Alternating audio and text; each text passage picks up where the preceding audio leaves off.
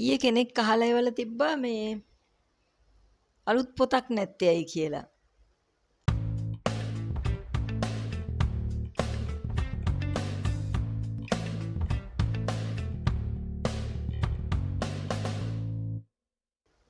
ඉතින් ඕක මම හැමදාම බැනුම් අහන දෙයක්. මගේ පාඨකයන්ගෙන්. මොකද මේ අලුත් පොතක් ලියන්න ඉතින් කාලයක් යනවා මට. සමහරවිට මම ලියන්නේ නැහැ වගේ තමයි කෙනෙකුට හිතෙන්න පුළුවන්. මම දන්නෙත් නැහැ මම ලියනවද නැද්ද කියලා ඇත්තටම.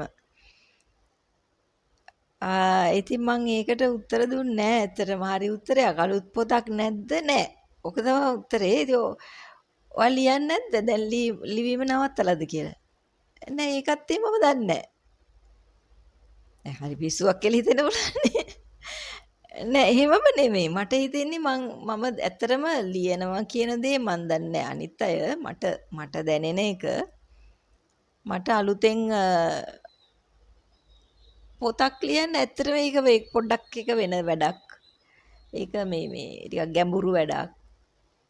සහ මට ඒක දැනෙන වැඩක්.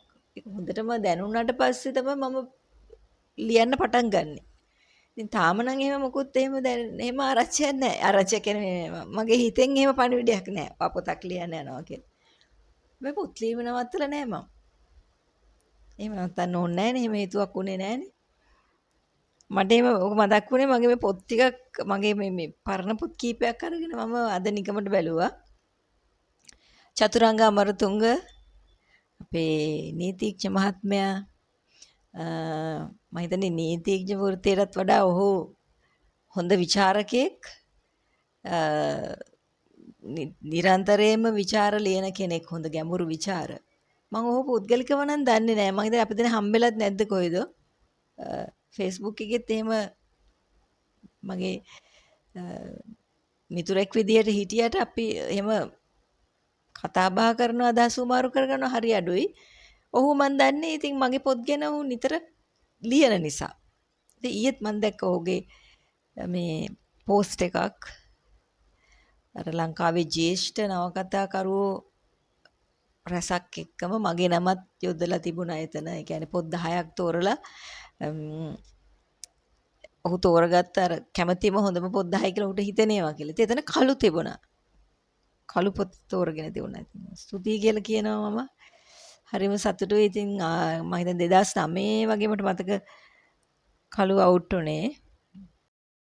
ඒ වගේ මතක. මේ ඉතින් දැන් ගොඩක් කාලයක් නෙමෙයි 2025. ඒතර පොත් කියන්නේ ඇත්තට මෙහෙම කාලයක් තිස්සේ තිබිලා ඒක හොඳ පොතක්ද ඒක ගැඹුරු පොතක්ද මිනිසුන්ට දැනෙන දෙයක්ද මේකෙන් යමක් කරලාද මේක අවංකවම මේ ලේඛකයා මේක ලියලාද කියන එක දැනගන්න හොඳම දේ තමයි කාලය ගත වීම.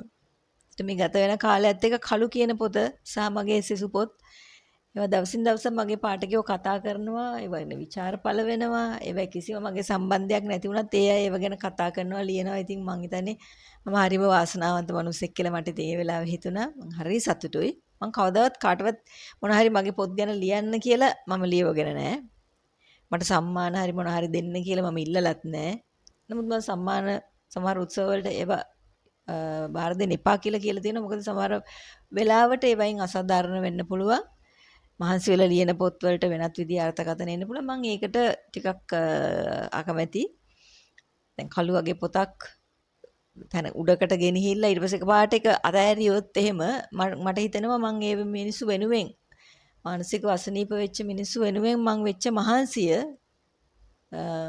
සහ ඒකෙන් මම වෙන පණිවිඩයක් දෙන්න උත්සාහ කරනවා සමාජයට මට අවශ්‍ය වෙන්නේ මේ අදහස මිනිස්සු අතරට ගෙනියන්න. ඒකට ඒකට කිසියම් හානියක් වෙනවා නම් ඒකට මම එකඟ නැහැ. ඒ නිසා මගේ පොත්වලට වැරදි අර්ථකථන කවුරුත් දෙනවට මම විරුද්ධයි.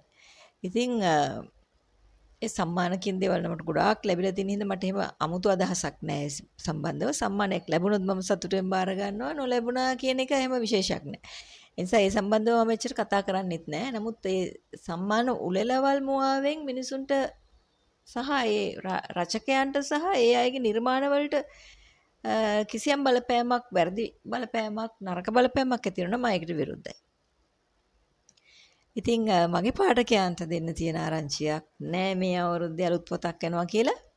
ඒ වුණාට ඔබ පසුතැවෙන්න එපා. මම දිගටම ලියනවා. ඒ ලියන්නේ කවදද කියලා කියන්න මට අද පුළුවන් කමක් නැහැ. හැබැයි මම ඉදිරියේදී ඔබට කියවන්න ලස්සන පොත් කීපයක් ලියන්න මගේ බලාපොරොත්තුවක් තියෙනවා.